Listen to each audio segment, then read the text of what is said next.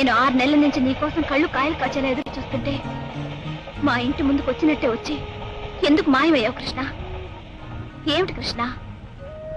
ఈనాళ్ల తర్వాత కలుసుకున్నాం కదా అని నేను పొంగిపోతుంటే నువ్వు ఉలుక్కు పలుకు లేకుండా అలా ఉండిపోయావెందుకు? నీ జీవితానికి ఒక కొత్త దారి ఏర్పడుతున్నప్పుడు ఆ దారి కట్టు రావటం నాకు ఇష్టం లేదు. కొత్త దారేమిటి? ఓ, నేను పెళ్లి చేసుకోబోతున్నాననా? అదేం జరిగే పని కాదులే. ఎందుకని? నేను ఈ పెళ్లి చేసుకోను గనుక. కృష్ణ, నువ్వన్నట్టుగా నా జీవితానికి కొత్త దారి పాత దారంటూ 2 దారులు లేవు. ఉన్నదల్లా ఒకటే దారి. ఆ దారిలో నువ్వు నేను అంతే. వద్దు ఉషా, నేను నడిచే దారిలో అన్ని రాళ్ళు ముళ్ళే ఉన్నాయి. ఆ దారిలో నడవాలని కోరుకోవద్దు. వద్దు. కృష్ణ, నీ ఉద్దేశం ఏమిటో నాకు అర్థం కావటం లేదు. నా మెడలో తాళి కట్టకపోయినా నా మనసుకి ఎప్పుడూ నీతో పెళ్ళైపోయితే మనసు నీతో జీవితం మరొకరితో ముడివేసుకుని నిన్ను చేరుకోలేక అతన్ని ప్రేమించలేక ప్రతి క్షణం నేను నరక అనుభవించలేను. నా తల్లిదండ్రులనే కాదు, మొత్తం ఈ లోకాన్ని ఎదిరించి నేను ఈ క్షణమే నీతో రావడానికి సిద్ధంగా ఉన్నాను. నన్ను ఎక్కడికైనా తీసుకెళ్ళిపో కృష్ణ. నా అన్న వాళ్ళందరికీ అక్కర్లేకుండా పోయిన నిర్భాగ్యుణ్ణి, నిరుద్యోగి. ఇప్పుడు నిన్ను లేవ తీసిపోయా నా అపఖ్యాతి కూడా. ఖ్యాతో అపఖ్యాతో నాకు తెలియదు. నాకు తెలిసిందల్లా నువ్వు లేకుండా నేను బ్రతకలేను కృష్ణ.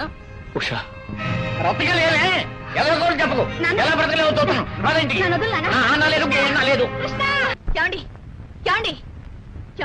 మీ తమ్ముడు వస్తున్నాడండి. జైలు నుంచి రిలీజ్ అయ్యాడనమాట. ఏడి అడిగో. ఫోన్లే సత్య, నాన్నగారు పోయాక నేను ఒంటరివాడిని అయిపోయాను. ఇప్పుడు తమ్ముడు తిరిగి వస్తే ఇద్దరం కలిసి హాయిగా ఉండొచ్చు. మీరు నిజంగా హాయిగా ఉండాలనుకుంటే మీ తమ్ముడు మన ఇంట్లో ఉండకూడదు. ఏ? ఒకసారి దొంగ బుద్ధి ఏర్పడిన తర్వాత అదంత సామాన్యంగా పోదండి. మునుపంటే మీ తమ్ముడిని మందలించడానికి మీ నాన్నగారు ఉన్నారు. ఇప్పుడు మీ నాన్నగారు లేరు కాబట్టి మీ తమ్ముడు మరీ చెలరేగి తిరిగితే రేపు అతని బుద్ధులు మన అబ్బాయికి అబ్బచ్చండి. అదే కాకుండా మీ దొంగ తమ్ముడిని తెచ్చి ఇంట్లో పెట్టుకుంటే మీరెంతో కష్టపడి సంపాదించిన ఉద్యోగానికి ముప్పు రావచ్చు. యాండి, నేను ముందు చూపుతో ఆలోచించి చెప్తున్నానండి. మన మంచికే కానీ మీ తమ్ముడి మీద పగుండి కాదండి. వెళ్ళండి, వెంటనే మీ తమ్ముడి దగ్గరికి వెళ్ళి అట్నుంచటే వెనక్కి పంపించేయండి. అది కాదు సత్య, అమ్మకి తెలిస్తే బాధపడుతున్నావు. మరి అత్తయ్య ఇంట్లో లేరు కానీ మీరు వెళ్ళండి. ఈ పుస్తకం ఎలవండి, మీరు వెళ్ళండి. త్వరగా వెళ్ళమంటుంటే వెళ్ళండి. తమ్ముడు! అన్నయ్య, అన్నయ్య, తమ్ముడు, అన్నయ్య, తమ్ముడు, నాన్నగారు. తెలిసిందన్నయ్య, నా అన్నగారి ఆఖరి చూపులకు కూడా నోచుకునే దురదృష్టవంతుడిని. ఊరుకో తమ్ముడు, ఊరుకో. అమ్మ ఎలా ఉందన్నయ్య? అమ్మ సంగతి ఏం చెప్పంటావు తమ్ముడు? నాన్నగారు పోయిన దగ్గర నుంచి అదో రకంగా అయిపోయింది. అలాగా? అవును తమ్ముడు.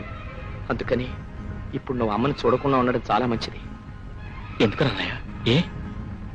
నాన్నగారి చావుకు నువ్వే కారణమని అమ్మ ప్రతిక్షణం బాధపడుతూనే ఉంది. నీ ముఖం జన్మలో చూడని చచ్చిపోయిన నాన్నగారి మీద ప్రమాణం చేసింది.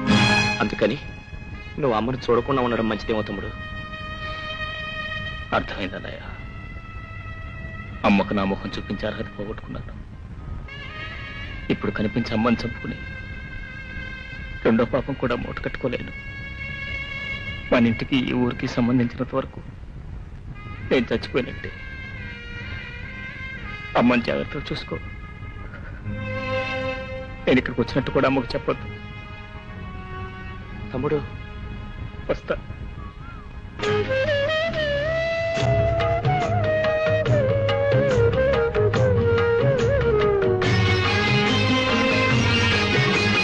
కలలెన్నో నీ ఎదలోనా,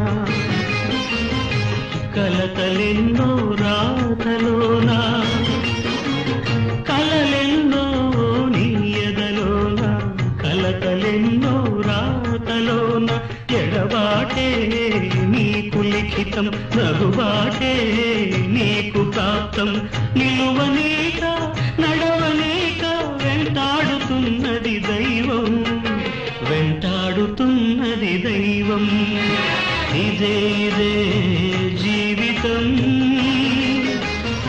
సుఖ దుఃఖాల సంగమం.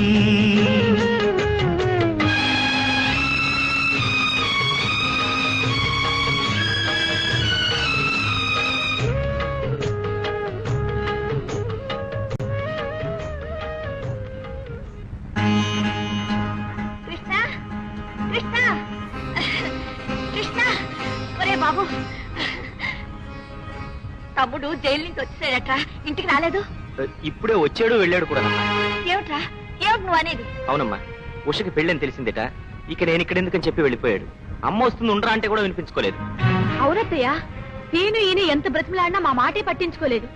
మళ్ళీ ఈ ఇంటికే రానని చెప్పి వెళ్ళాడు. పిచ్చారు, ఇంటికి రాకుండా ఎక్కడికి వెళ్తాడు? కృష్ణ బాబు, కృష్ణ, మా కృష్ణ ఎక్కడైనా కనిపించారా? లేదమ్మా. ఆ,